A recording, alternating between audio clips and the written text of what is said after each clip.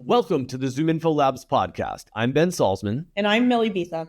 Today's guest is Elliot Greenwald, Head of Go-to-Market Operations at Sierra. Elliot's had an incredible journey from Google to Dialpad, Quip, and then to Salesforce, and now he's at Sierra.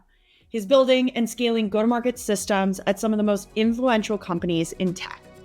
In this episode, Elliot shares what it means to be an accidental operator, how to build go-to-market infrastructure from the ground up in today's landscape, and why AI should assist reps, not replace their critical thinking. We also dive into the future of RevOps, building tech stacks at scale, and why clarity in the funnel is still a superpower. Let's get into it. Welcome to the ZoomInfo Labs Podcast. I'm Ben Salzman. And I'm Millie Beetham. And today we have a very special guest.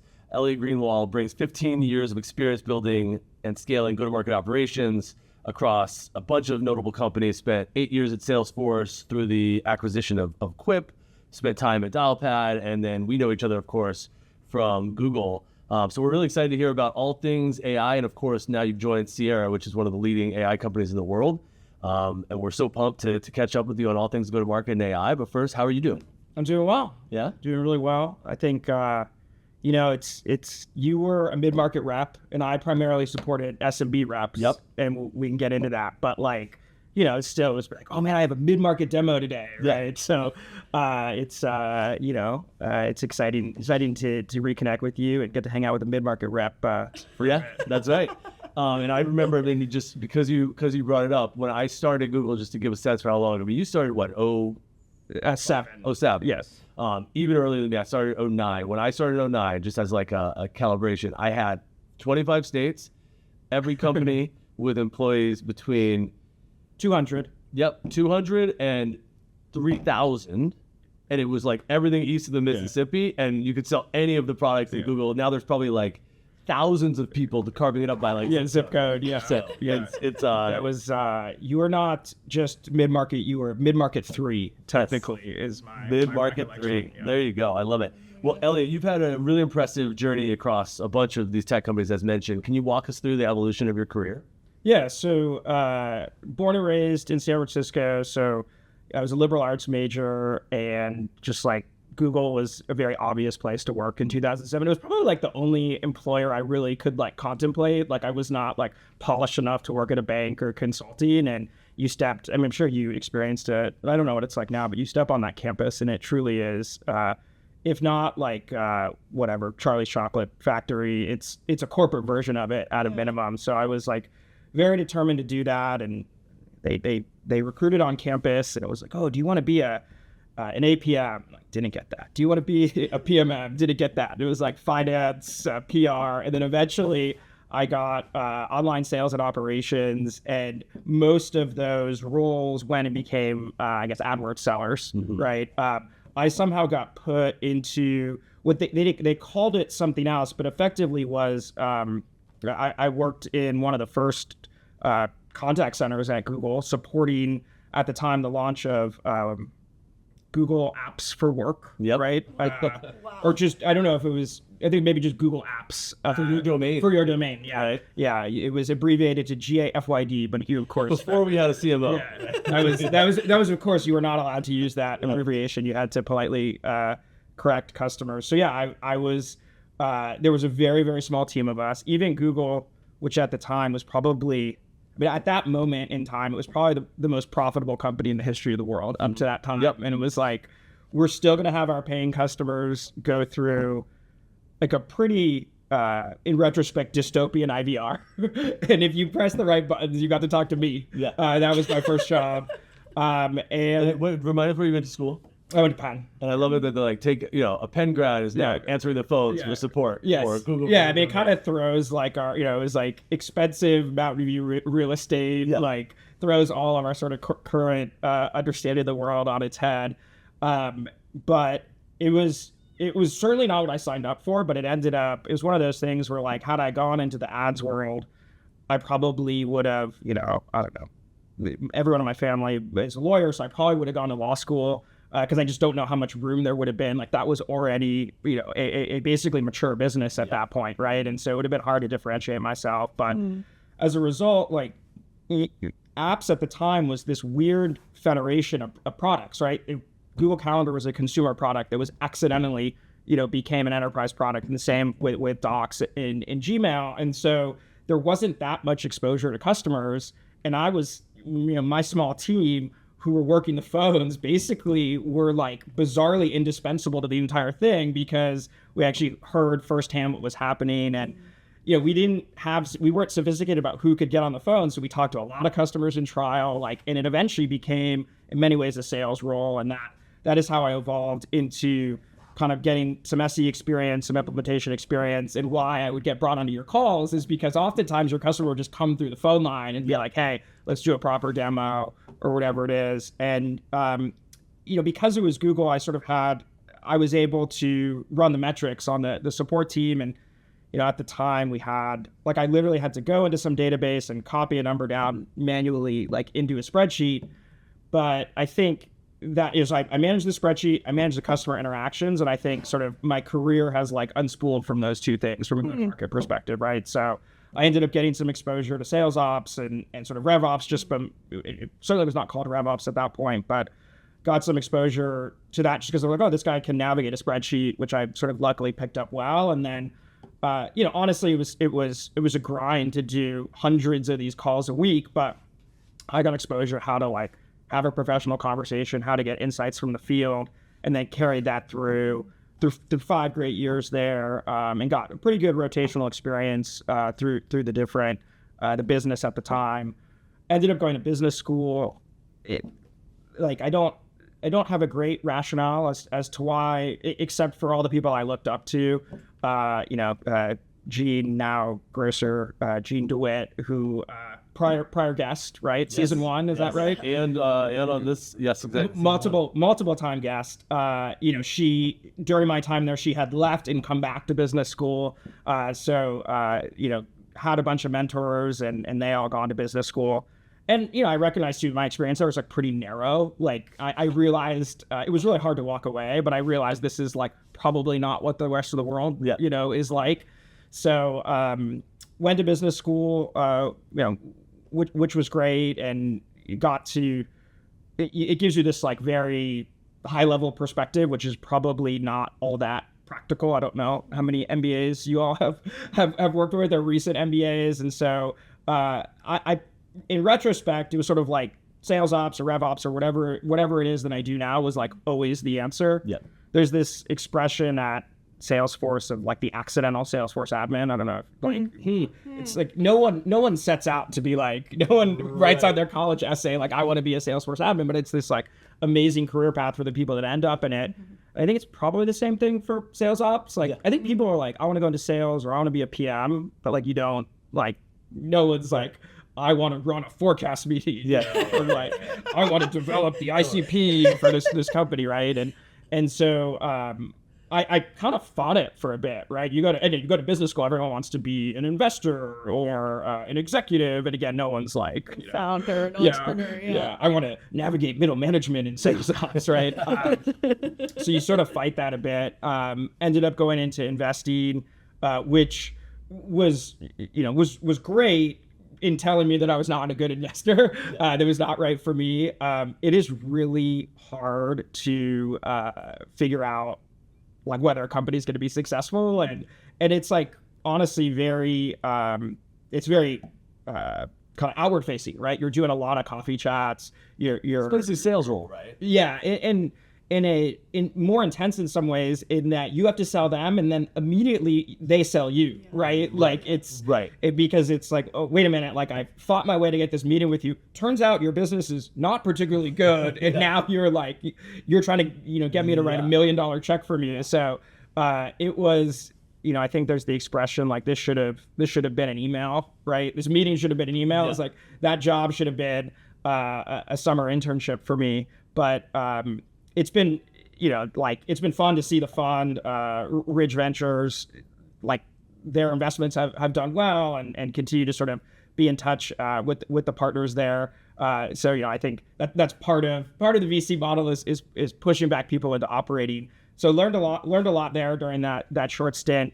went to Dialpad, then with Gene, and that was sort of how I got back into the startup world. And that was like a big part of that was the partnership with Google at the time. Dialpad was a VoIP unified communication solution that only was specifically built for Google Apps. So got to be on the other side of that partnership. But even then, like the part of the job that I liked was like setting up Salesforce, right? Is that what you were doing? Like, what did you come in? What did like ops look like at Dialpad? Yeah, so Dialpad was interesting because UberConference was the predecessor. UberConference. Yeah. Wow. Yeah. Talk about like brand confusion. UberConference, one TechCrunch disrupt, and then like shortly thereafter, Uber Taxi launched. Right? And so all of our customers would be like, I jumped on the Uber, and it's like, hey, it's an UberConference. It's a little bit different. So it was a heavily PLG product at the time, and I think you had like a number of free minutes or something, like very great free product, and then it would convert. And then the product at the time was called Switch, which was really the Google Voice for Business. So Craig, the tremendous founder, and Dialpad is now this amazing company, had started Google Voice, and I think even a product before that that he had sold to Yahoo. So Grand Central, Google Voice. I think Dialpad may have even been the original product to Yahoo. I loved Google Voice. So Google Voice was this most beloved product, and Ben and people like him at Google were like, we will take over this market, and Craig did it, and now he's done it. It's pretty incredible. But we were transitioning from a kind of PLG Google-centric approach to how do you go into the large enterprise. And so, Gene and I were doing a bit of everything. There was the partnership. How do you build out a sales team that was previously sort of more of a classic PLG? How do we feed these inbound leads to, wow, we have to be more top down to get to make the unified communication sale work. You really need like a breadth of licenses, and it's not a bottoms up. No one's like, hey, So you're going. So we were trying to manage that transition. It was a small enough company at the time that you get the sort of good and bad parts of being at a small company is like you can kind of flow to whatever it is you're good at or whatever captures your attention. And so the partnership conversations probably rhymed a bit more than to the VC work than I probably would have liked. Like there is a level of coffee chats and speculation where I was like preferred more like, hey, let's go build a forecast, let's go build a revenue model. And the revenue models were super complicated because there's, how do you account for toll-free minutes and that stuff. And so that was the complexity I was drawn towards. And then as I transitioned away from there, I was like, all right, I've done investing. I've done this kind of hybrid role at Dialpad. Like, I was a couple years out of business school, and it's like, let's call a spade. Like, go-to-market operations. Like, I've tested this out enough, and joined Quip really through some Google connections. There, I was like pure go-to-market operations, and it's really been a kind of continuation of the role that I'm in now. So supporting our sales team, our marketing team, our customer success team in defining the funnel. I got very hands-on, with Salesforce. I remember when I joined there, it was like, it's like when you opened a textbook at the end of the semester, if you hadn't studied, I never had this experience, but I've heard people have it. And it's like the book has that noise, right? Where it's like, oh my God, this has never been opened before. Like that pages all stuck together. That was what our Salesforce instance was like when I joined. So you got like a little bit of that taste of the kind of, not necessarily 0 to 1, but because like the business already existed, but getting to build something from the ground up and sort of how rewarding that can be. What changed about your approach? Like you're at Quip, right? And then the acquisition by Salesforce, you move into the Salesforce sort of monster and like arguably like the home and creator of go-to-market and operations generally. Like what changed when you sort of like moved into the large enterprise about like your approach, maybe the day-to-day, all of it? Yeah, I mean, I would, if anyone has the opportunity, I'd recommend having their company be acquired by Salesforce. It was a really great eight years. Let me write that. Just note that for my own career, totally. you're totally right. I mean, so we would bring in guest speakers from Salesforce to Google to be like, tell us how to do this, right? And they would come with the behind the cloud and Mark's book and so forth. So it was like, I think anyone that, regardless of whether you're like a go-to-market operations or person, like if you lived in this area and you worked in this industry, you were like, it's kind of cool to work for Salesforce. Like this is the backbone of how this industry works, right? Except for ZoomInfo. Thank you, sir. I was going to mention GTM, right? Salesforce has a pretty tried and true motion of being able to add things on top of their core selling machine, right? So we struggled a bit with that in that Quip. It's like, look, they had previously bought Steelbrick, which was CPQ. They've made other acquisitions in sales compensation and so forth. Shout out to Goddard. Who was also on last season. That's right. Talked a lot about Steelbrick and that sort of evolution. Right. And like those, it's very obvious when you're going to buy Sales Cloud. It's like, oh, I also need a way to bill my customers. I also need a way to pay my reps. And Quip was a little bit of a harder nugget to crack. We eventually got there. I think it's interesting. Like we were very much PLG centric, and then you get into Salesforce. And while Salesforce, I think technically started as a PLG company, you don't like PLG has a different meaning when there's 10,000 reps that have deep relationships. And I didn't realize that. I don't know how like commonly understood it is, but the enterprise sales reps at these companies have better knowledge and understanding than many of the employees themselves at the company, right? And like, so they will go their entire career and be like, I am really know stuff about McKesson more so than I do even, Salesforce or wherever I worked. And so that is like in somewhat of a convoluted way, like it's not product led, but it's the whole point of product led is being like embedded and relevant. It's like, well, why would you do that when you have this guy or gal that has been at McKesson for 20 years and knows exactly where to plug in your solution? And so it took us a while because the idea of like Quip for Sales or Quip for Salesforce was not exactly obvious when like you're trying to build a horizontal platform that was used by a number of Fortune 100 companies at the time of the acquisition. But we eventually got there, and it was a pretty powerful learning for me of like the power of sales to unlock growth. And then it's somewhat obvious, but when you take a horizontal product, and there's a ton of value to horizontal products, everyone in the company can use them, and there's tremendous scale, but the ROI is fundamentally different when you can package it as a use case. So we were Quip for Sales, and you're talking to the CRO, and you're understanding their pain points and why account planning is challenging or whatever it is, and you end up sort of you're going to do fewer deals, right? You've made your TAM smaller, but your deals are going to be bigger and probably more meaningful in some ways for the company.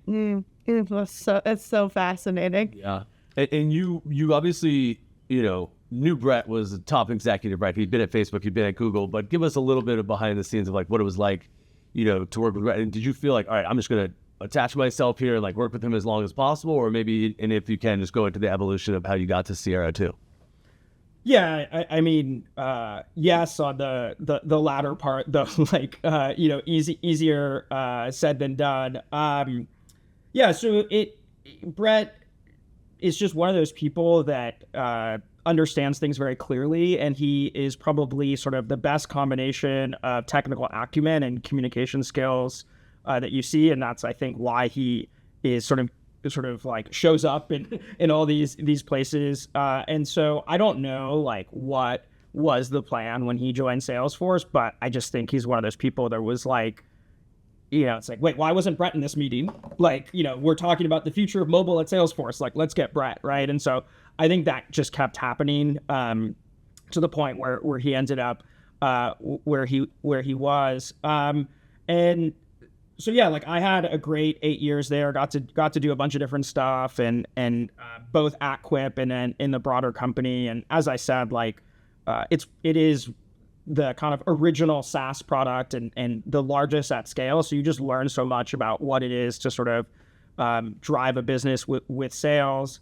And then when he started his company, it's like yeah, that would be pretty cool. If the stars aligned, and it's hard to find the right fit. And I was fortunate enough that Brett, I think through the Salesforce experience, just fundamentally has a deep admiration for go-to-market and go-to-market excellence. And so it was like, you want me to come and stand up go-to-market operations? It's like, yes, like let's do that. Love it. Yeah. And just for the listeners who don't know, Brett was CTO of Facebook. He basically built like Google App Engine and Google Maps and a bunch of things at Google, then was co-CEO of Salesforce and is now the chairman of OpenAI. He's like, I think has the best LinkedIn of any person. Yeah. He didn't have the stint in VC. Right. That's it. I have one more like sort of behind the scenes question. Like, how much of the team that you were building or the different teams that you were on focused when you were at Salesforce? Like, how much of it was like you had a bunch of strategists versus a bunch of like truly like tactical analysts? Yeah, Salesforce is funny because like it's so evolved that the titles are very confusing. Yeah. So like I was business operations at Quip, and like business operations at Salesforce like means something very different. Totally. Sales ops at Salesforce means something very different.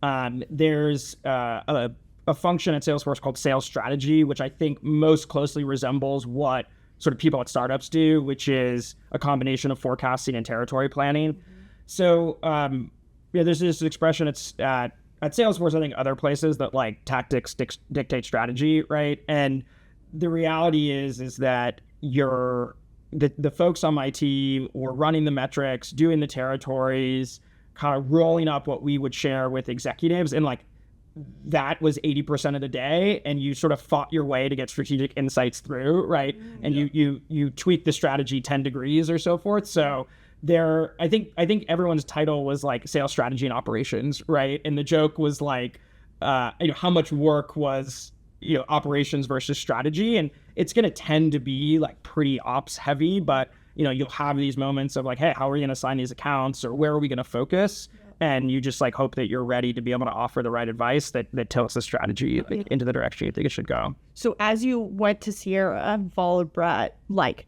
you're now coming in as truly a proven go-to-market operator, and you come in and it's like, all right, we've got a whole new, like this technology that is completely net new, AI first, landscape is there for the taking in terms of doing something new. How'd you approach it this time? Yeah.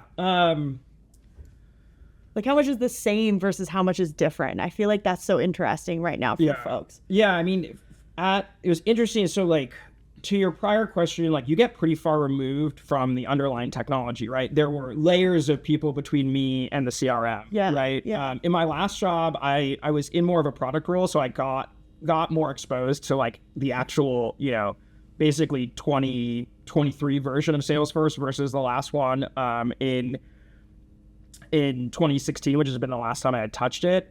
To be honest, it's more like at that point you're looking for, are we going to be able to raise another round? Like, are we going to find product market fit? And so it was like, I think I had grandiose visions of being somewhere that was, very sales centric, meaning like empowering salespeople to do their best work, like being a very good partner to all of our business partners. I didn't like really have a specific vision, like aside from getting out of the way. Like, I think that I started with Reggie Marable, who's our great head of sales at Sierra, and it was like I wasn't gonna like put a process in place for him, right? I just like wanted to get out of his way and let him talk to customers. So I think it's been, I think now as we've ramped up the number of salespeople that we've had, there's a little bit more of a like, okay, what do we actually want this to look like and be? At the time I was just like, I want this. It was more like kind of platitudes. I want this to be effective, clear, organized, and like if I had a vision, I didn't articulate it at the time, but when we were at Dialpad, there was one of the things you can do is you look at Ring Central's, I guess, S1 or I don't know, 10K, whatever it was. So Ring Central was the biggest competitor at the time, and they were a pure play kind of unified communications. So you get like a very good look into your competitors, and they had this slide that was like the go-to-market machine or whatever, and it had like their CDP at the time or like their database, and it was this like pretty intense diagram of their go-to-market stack kind of before that was the thing we talked about. And I was like, that like I think it was in their S1, it was like the folks on that team built, or at least they thought built, a competency that was worth telling investors about. It's like, okay, like I would, that's what I aspire to. I don't know if I verbalized, I don't know if I was like so grandiose to, I'll say that on a podcast, but probably not elsewhere. Fair enough. And then it's what's interesting is Einstein, as it existed before, like, oh, AI. And now looking back, and no shot at Salesforce. I love Salesforce, user, customer, friendly. It's basically like, okay, now that we know that this new thing exists, that's not really a thing. Yeah. How did did you learn about AI at Salesforce, or was it like? Yeah. Look, we learned about AI through the Gmail spam filter, right? Like this has been in many ways around for a while, and I'm not probably the one to classify what is AI versus not. But the thing about Salesforce, at least as an internal user, right, working there, is just like it's definitionally the largest and oldest Salesforce database ever, right? Yep. Like they were the first ones to create it. Yep. And or so 50 or 62. 62. And so the things you could do from a propensity to buy score or a lead score are like literally unmatched, right? They're unrivaled in terms of the data. And so we had like a Quip propensity to buy score, and it was wrong in all the ways you'd expect. It was always like suggesting our competitors. It was like, oh yeah, like Dropbox is a great fit for Quip. And it's like, you're actually quite close, right? It's like we wanted technically right. Yeah, we wanted engineering buyers because it was good for writing PRDs, and they so on and so forth.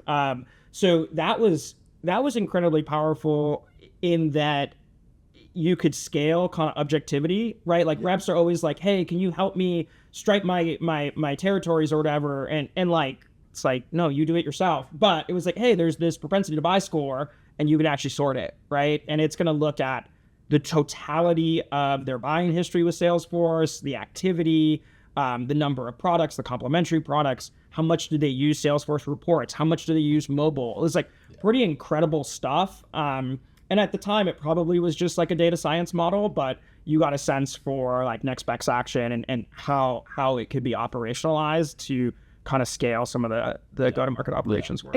I do think that's like such a salient point. Like when you talk to go-to-market operators or folks that have been in revenue operations or sales strategy, et cetera, and you ask them the like AI question, they're like, yeah, well, I've been building propensity models for like a really long time. So like not really new, right? Yeah. Like we've been partnering with these data science folks for like a while now. So like, yes, the generative piece on top of it is additive and incredible, and we should do that. But it's not the same because you've been like living in it and understanding the power of those predictive analytics for so long. Yeah.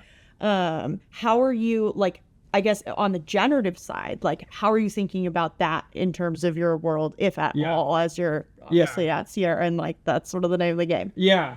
I think there's definitely like this tension between what is helpful for a rep to do to drive the deal cycle. So like, for instance, if we were to have AI generatively come up with a forecast, like maybe I'm like living in the past or old school. It's like, no, like I want the account executive to like maybe have a co-pilot experience there, but I want them to think fundamentally, like, can I commit this deal? Like with the insights available, be like, I would not want AI to commit it on behalf of the rep, right? And the same thing is true if you think of just like a weekly status report, right? I'm a little bit torn because on the one hand, it's like I want the rep every Friday or Monday when they write it to really feel the pain of, wow, I didn't advance the deal as far as I should, right? And I don't want the AI to feel, the AI doesn't feel the pain of that, right? Yeah. And so we're experimenting with things like I think the AI can go and look and say, okay, here's how many meetings you had. Here's what I think happened. And I'm somewhat torn between how, that first draft versus not. I think where like we will get is like you can live, like you're just going to have to live with the consequences of it, right? So the AI takes the first draft of like, here's the meetings I saw, here's the updates that kind of I can implicitly pick up on. If you don't do anything, I'm going to send this and it might look really bad for you. Like, if that happens. And so like I don't love the idea, like I want to empower AEs, I want to make their life easier, but like we're hiring them because they're critical thinkers and critical operators, and that can often come in conflict with kind of the vision of the automated SDR or whatever it might be. And so it's a little bit old school and probably runs counter to what Sierra is selling, but I'm curious to see how that evolves. It's such an interesting point, and I'm so glad you brought it up. There is this like total dichotomy, which is like, well, if there is going to be a human in the loop in an enterprise sale, like one of the fastest growing titles, thank you, Agent Force, probably skewed a little bit to their 1,000 people that they're trying to hire, is essentially enterprise sellers right now. And the reason for that is a lot of the things that you have just said, or sort of like recapping, moving into Salesforce and the power of those relationships and whatnot. You've still got to coach those people to become better and better sellers. Yeah. And if you strip away all of the critical thinking, it's the same conversation that's happening around generative AI and chatbots and all of that in schools, which is you just don't learn, you don't think, right? You ask the question, ship the update, and you trust that all of the answers or whatever's been filled in or what's been committed to your pipe is okay. And you didn't look and say like, well, actually, hold on, do I agree with that? Or why was that chosen, et cetera? It's like creating that like critical thinking step in the sales process with the support of the tooling. Right. It's still going to be so critical because otherwise we're going to end up in a place where how are you going to continue to create and develop talent? How is the talent going to get better and better? Totally. And of course, then that feeds back into your models and whatever you're using to support that. But it's such an interesting point.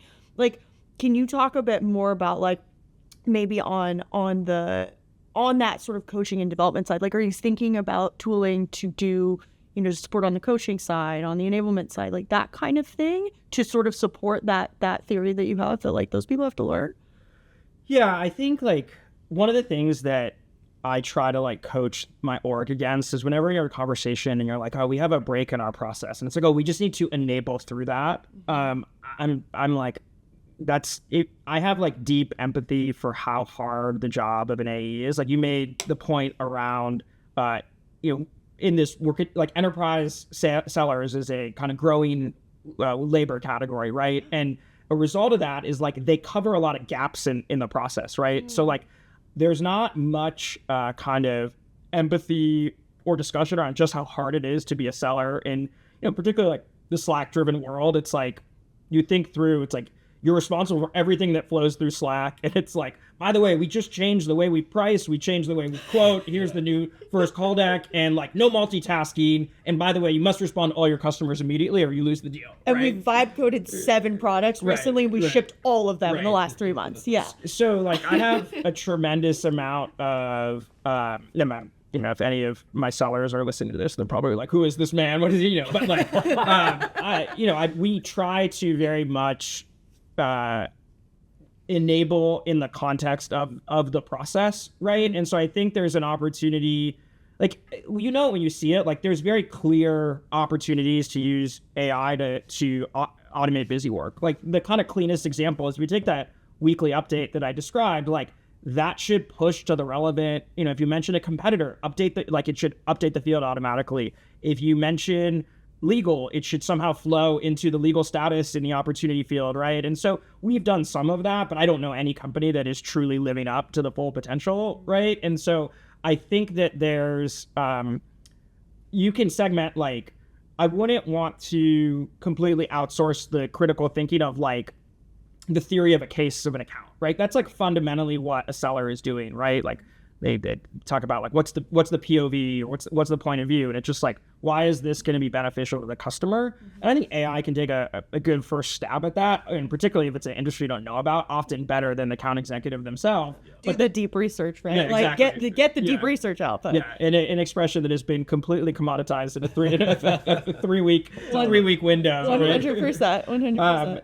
But as part of that, like I think there's a clear dichotomy between busy work and sort of, and that probably needs to be completely agentic and automated. And then the more critical thinking is probably more of a co-pilot and coach, right? Is sort of like, but it's quite hard to, it's easy to say that now, but I think, if I were to go back to the office now and, a seller would be like, well, that's kind of a contrast to what we're doing now. It's like, okay, well, fine. Things are moving fast and like, we're figuring it out. But, it's definitely like my heuristic right now and this is totally made up, but I think it probably sounds good on things at podcast, is like, we're probably like, if in 2019 you needed 10 people for go-to-market operations team, you probably need 6.5 to 7, right? Which maybe doesn't sound that profound, but it's like pretty incredible, right? And it's like reasonably made up, but if you just think about the ability to do stuff with data that used to take hours can now take minutes, and it's not perfect, but like everyone has a lot more leverage with the tools. It comes out with the confidence that it's perfect. So right. Exactly. Right. It's that distribution curve of like, if most of your people are sort of, I don't know, if you've got a lot of bad and you've got a few good and sort of everyone else is in the middle, if you like raise the floor on the ones that are fairly bad into the middle, even that, right, becomes really, really successful. Elliot, maybe for listeners who don't know, what is Sierra? Yeah. So Sierra builds better, more human customer experiences with AI. So like, we talked about my experience in working for Google and sort of having this gnarly IVR. There's been this paradox in basically since forever, like IVRs, so what the click this for that, when you call into a company has been around since before the internet, right? So the fundamental issue is it's quite expensive to have a live contact center agent talk to your customers, but that's kind of the only way to do it, right? To drive your top line, right? And businesses fundamentally want to talk to customers, right? And so there's always been this cost trade-off. And even when we were at Google, like I mentioned the IVR, but we would talk very openly about how we'd have initiatives around triage, right? Like literally treating our customers like patients, right? Yeah. And so that entire paradigm has been thrown on its head with AI, right? Like you can actually have a better customer experience that also drives a business outcome, right? And we are doing that today with all sorts of amazing brands and companies. So if your Sonos has that blinking red light, you can talk to a Sierra AI agent, can fix that. If you got a new car and you want to understand your billing options for Series XM, you will talk to Series XM's AI agent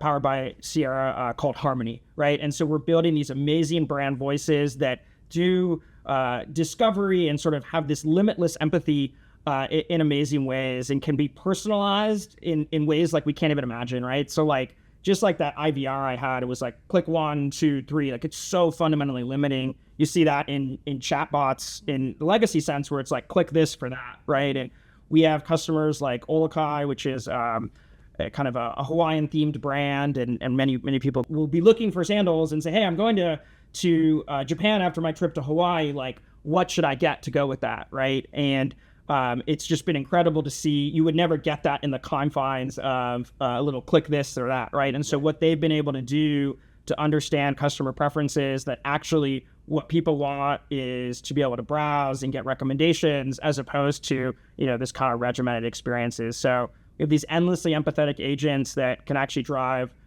business outcomes. We charge in a unique way. So we have outcome-based pricing, so we're accountable to the results.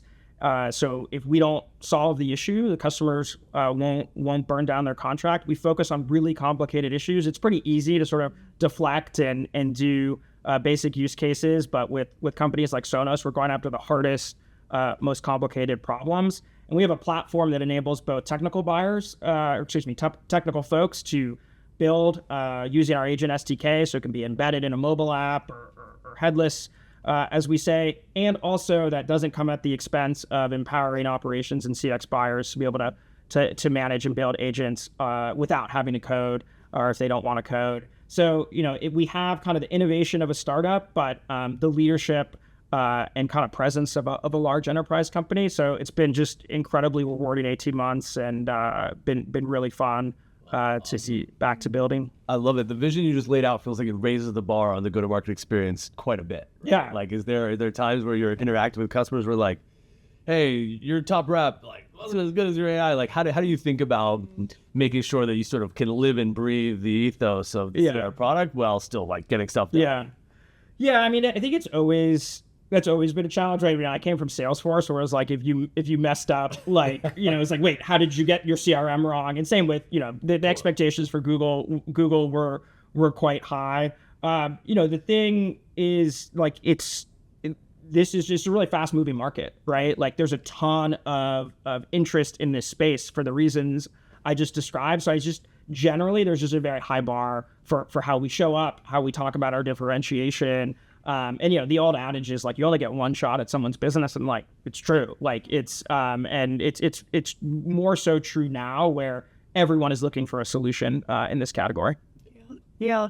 I mean, I want to live in a world where my interaction with those big brands is like a true personal shopper or concierge service, like a true concierge. It's like I want that, person coming with me and knowing my preferences and being able to answer my every question and be at my beck and call. Yeah. Like that's what you're creating. And it's really exciting to think about the future of that. Totally. I want your perspective. What do you think is the next big shift in go-to-market? Yeah. Like you think something like people aren't thinking about something you're seeing specifically. Yeah, I don't know if people aren't thinking about it, but we talked about it a little bit, and it feels like at one point, like it's going to be your own custom AI agent talking to, the sales ops custom agent that then talks to the customer, and you come back and you're like, hey, we matched, we got a deal, right? And so, and that will be like somewhat interesting, but at the end of the day, like the in-person face-to-face interactions. And so I think, that's sort of what you're seeing on the sales hiring part. And so I think there will be this real emphasis on kind of showing up for live demos and face-to-face meetings. And I think as a result of that, and this is something that Gene Grosser DeWitt speculated about a while ago, but I believe I think you'll start to see the people that have gone into management consulting in the past decade are going to go into enterprise sales, because I think that's how we want sellers to have an opinion and be consultative. And I think you will start to see at some point those job functions come together, right? And you can see the math work, because like we don't need you building decks and doing research as much, but we are certainly willing to pay double if the person can be an agent manager and sort of like scale. Right? Well, and they have deep knowledge of the market. Right. Being able to, back to the McKesson example. Yeah. Exactly. Oh, that's very clippable. Gene's getting a lot of love on this podcast. Let's go to our final question. Yeah. So we asked this question of everyone. Who is the smartest person you know, and what did you learn from them? Yeah. So I've listened to a bunch of the episodes, both regularly and that it's a prep. Well, and I was like, I was doing the dishes, took the headphone off, and I was turning to my wife, and I was like, gosh, what do I say for this? Oh, nice. And I was like, oh, it's you, right? So definitely my wife. I struggled with the question in that like, this is the person with the like best SAT score or something, like I've been blessed to work with a lot of really smart people. So I'll sort of highlight, I think like intelligence is relevant, right? Yeah. So we talked about Brent and Clay, who are sort of the fantastic co-founders of Sierra. I think if you look at our company values, the one that really stands out is around craftsmanship, which is, I think just like really caring about the details. And for me, that has been, going deep on what it is to have like an excellent seller experience, and just like really create an environment that rewards like that kind of excellence has been really meaningful for me. And then going back, and another plug for Gene, but Rich Rao, Joel Meek were sort of my original mentors along with her at Google. And, in the smartest sense, like they said this outwardly, but then also implicitly was just like every work experience you have should try to be the best experience of your career, the most defining. And like that is bringing humor, bringing fun, and making sort of a rewarding environment. So I'll sort of skirt around the answer. Love that. I love that. No, you got Brett, Gene, and your wife. You covered it all. We've really ramped up the spouses in season 2 and season 3. People are listening and realizing, oh shoot, that's probably the thing I should say.